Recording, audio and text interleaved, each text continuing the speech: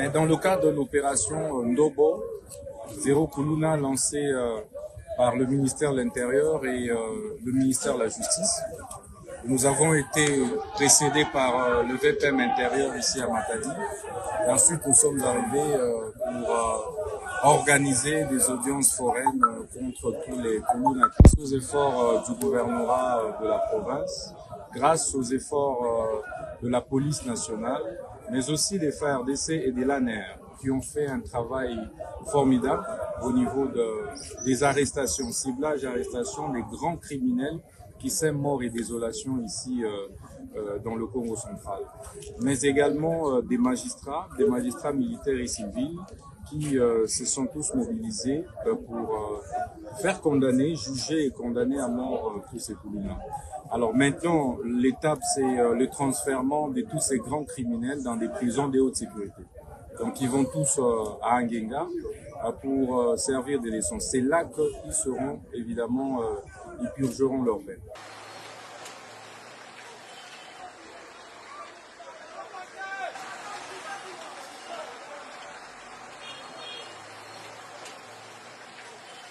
Nous avons découvert une grande prison de haute sécurité qu'on appelle la prison de Chikankasa à Boma. Donc nous avons instruit de pouvoir lancer directement les travaux de réhabilitation de cette grande prison qui va effectivement aider à y placer les grands criminels des grands chemins, mais également les grands détourneurs des deniers publics. Donc, dans les 3 mois qui suivent, nous allons revenir pour inaugurer cette nouvelle prison réhabilitée.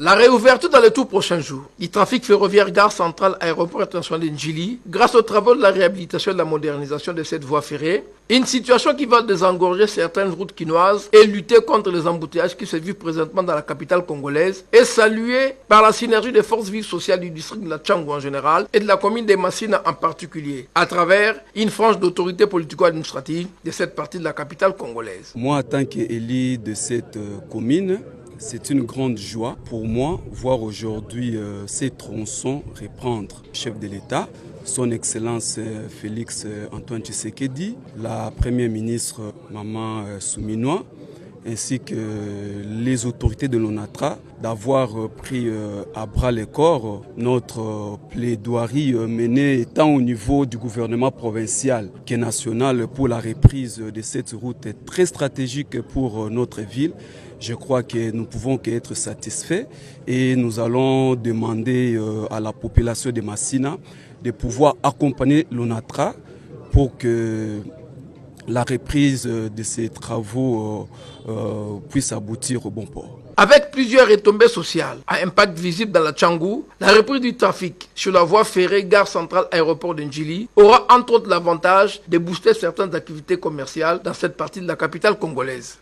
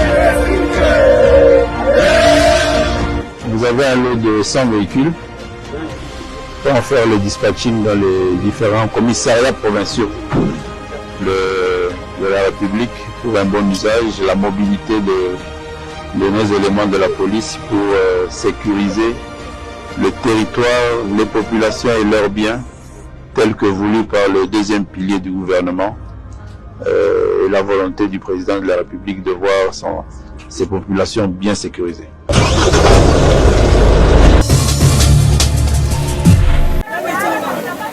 C'était dans le cadre de la visite citoyenne que l'ASBEL Grand Massina qui dirige Dieto Bouloki a effectué une descente ce mercredi 19 mars 2025 au marché de la Liberté pour constater le déroulement des activités de ces lieux de négoce qui engorgent plusieurs difficultés.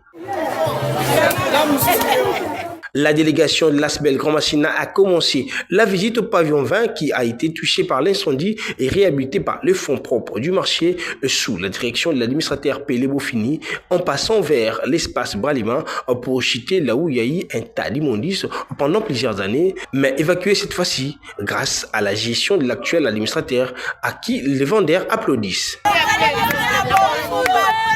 De son côté, Dieto Bouloki, coordinateur de l'ASBEL Grand Massina, a expliqué l'objectif principal de cette visite. Nous avons une responsabilité en quelque sorte morale par rapport à notre implication au sujet du marché de la liberté.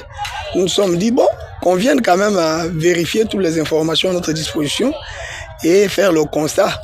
Le constat est qu'on a vu que le marché, par exemple, a eu, avec son administrateur Pélé, à réhabiliter le pavillon 20 sur fonds propres. C'est positif. Nous sommes ici à ce qu'on a appelé Kilimanjaro, montant des immondices, qui a été évacué. C'est aussi positif. Donc c'est quand même intéressant parce que ça va donner de l'espace au marché, de l'espace à exploiter évidemment, dans l'intérêt de tout le monde. Et nous avons aussi senti qu'il n'y a plus de grogne sociale, en tout cas de la part des travailleurs, comme ça a été avant lui. Ça, c'est aussi intéressant. C'est vrai qu'il y a encore à faire du côté toilettes, salubrité. Et là, nous interpellons ses collègues, donc ses adjoints, parce qu'on ne les sent pas. De manière visible, on ne le voit pas l'accompagner comme il se doit. En tout cas, ça, c'est notre point de vue. C'est ce que nous avons pu remarquer. C'est comme si il travaille seul. Et pourtant, il y a un grand travail à faire ici. Et ce qu'il a déjà posé comme acte mérite encouragement de notre part, nous, en tant que population, en tant que Grand Massina. Et nous le félicitons de vive voix. Et nous pensons qu'il va encore continuer à faire mieux. Parce que les informations à notre disposition font quand même état des projets intéressants.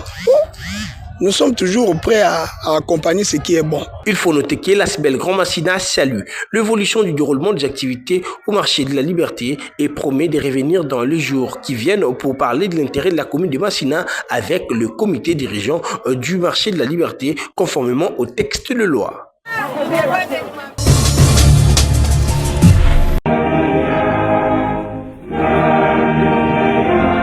Ils auraient voulu célébrer ce double événement historique dans leur stade local, mais la météo a contraint les organisateurs namibiens à accueillir leurs invités des marques au palais présidentiel. Plusieurs chefs d'État et de gouvernement, principalement ceux de l'Afrique australe, ont fait le déplacement de Windhoek pour prendre part à la cérémonie d'investiture de Madame Netumbo, élue présidente de la République de Namibie et commémorer en même temps les 35 ans d'indépendance du pays.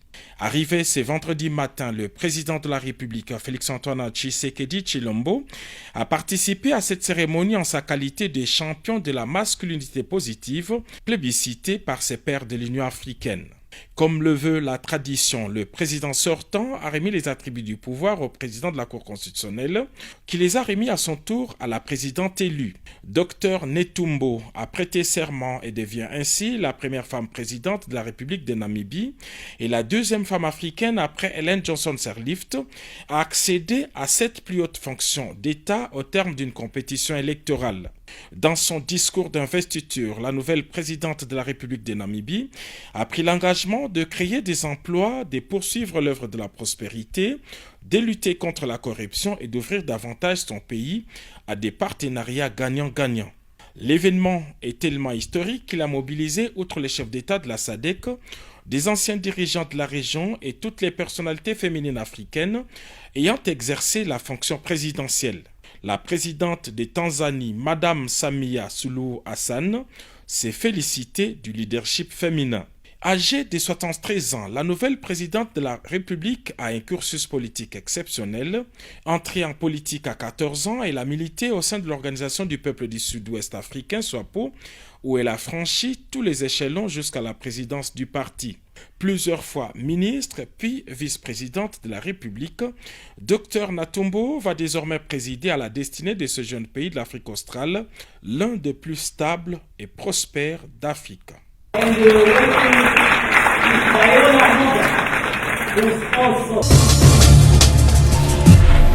Encore une fois, nous sommes dans une logique où nous sommes tous mis à l'épreuve par rapport à ce que nous disons et ce que nous faisons.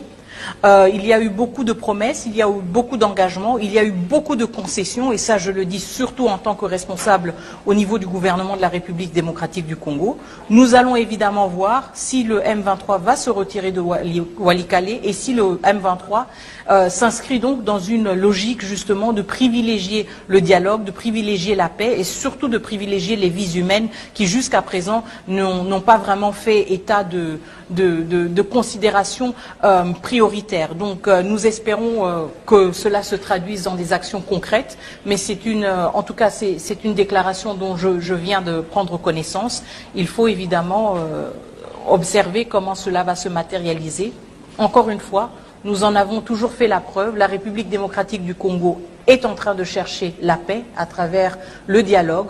Moi-même, j'ai participé pendant plus de 7 mois au processus de Luanda. Nous étions à Luanda le 14 décembre pour conclure les négociations d'un accord bilatéral entre la RDC et le Rwanda. Le président de la République était à Luanda le 15 décembre.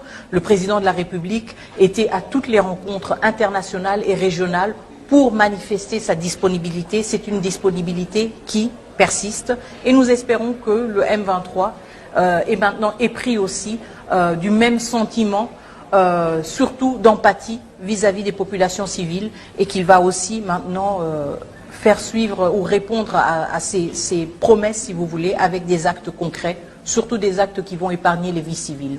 Votre troisième question, toute transparence, je n'ai aucun commentaire à faire. Vous voyez vous-même que la diplomatie congolaise est un chantier, j'ai les mains pleines et j'ai encore beaucoup à faire au niveau de la diplomatie, une équipe merveilleuse avec laquelle j'ai le plaisir de travailler et je suis pleine d'ambition pour continuer notre travail au niveau de la diplomatie, tout comme tout le monde est en train de contribuer au niveau du gouvernement, que ce soit les autres ministres, notre chef du gouvernement, la première ministre et notre chef de l'État. Nous sommes dans une logique de mobilisation complète et absolue au service de la population congolaise face à une agression.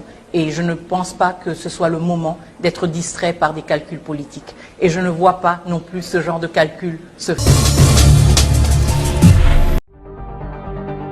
Alertés par la détérioration du tronçon Bui-Machassa, les gouverneurs des provinces, Grace Nkwanga Maswangi Bilolo, n'est pas resté indifférent. D'importants moyens financiers et techniques ont été mobilisés sous la supervision de l'Agence provinciale des travaux publics afin de déboucher et reconstruire des caniveaux puis remettre la route en son état habituel. Émerveillés par cette réaction rapide du numéro 1 de la province, les habitants du coin n'ont pas caché leur satisfaction. Boulou est vraiment dangereux.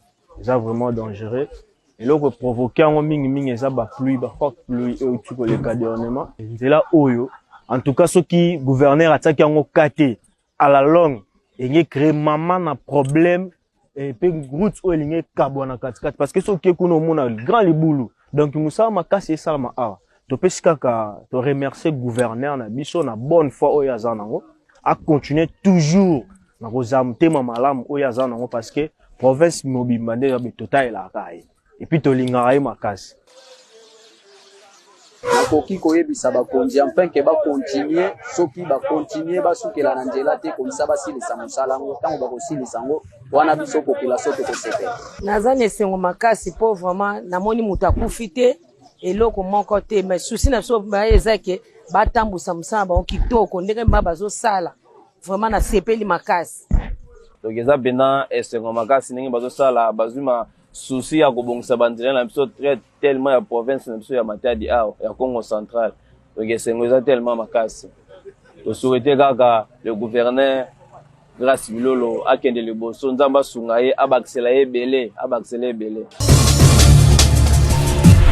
Les forces armées de la République démocratique du Congo, FARDC, prennent acte de la décision annoncée ce jour par l'Alliance Fleuve Congo et les mouvements du 23 mars, communément appelé M23, de se retirer de la localité de Walikale dans la province du Nord Kivu en exécution de la déclaration conjointe entre l'État du Qatar, la République démocratique du Congo et la République du Rwanda du 18 mars 2025 en présence de Son Altesse l'émir du Qatar, Cheikh Tamim bin Hamad Al Thani, Son Excellence le président de la République démocratique du Congo, le président Félix Antoine Tshisekedi Tshilombo et Son Excellence le président de la République du Rwanda, le président Paul Kagame. Les forces armées de la République démocratique du Congo vont observer avec vigilance le retrait des forces hostiles de Walikale jusqu'à l'est de la ville de la cité de Kibati.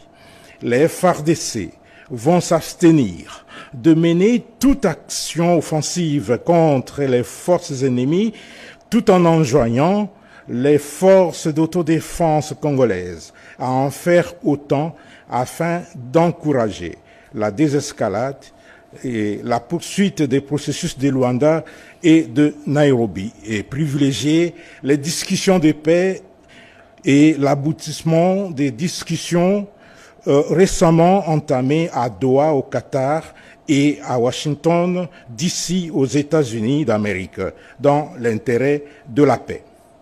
À ce stade, les forces armées de la République démocratique du Congo, tout en restant mobilisées, se réservent le droit d'intervenir à l'observance de tout mouvement hostile qui s'avérerait être de nature à compromettre la pause des combats ainsi qu'à menacer la sécurité des populations et de leurs biens, tout comme l'intégrité du territoire de notre pays. Fait à Kinshasa le 22 mars 2025. Le pape François qui apparaît maintenant au balcon de la polyclinique. Nous allons écouter le pape François s'il s'adresse à la foule. En effet, un micro lui est apporté.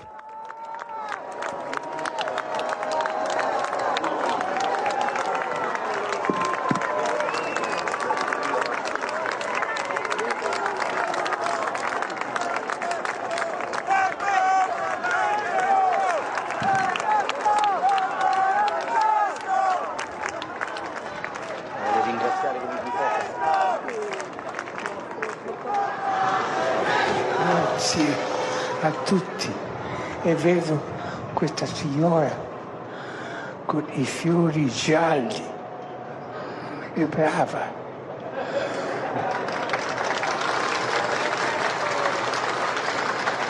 Merci à tous, a dit le pape François, et je vois cette dame avec les fleurs jaunes, merci à elle.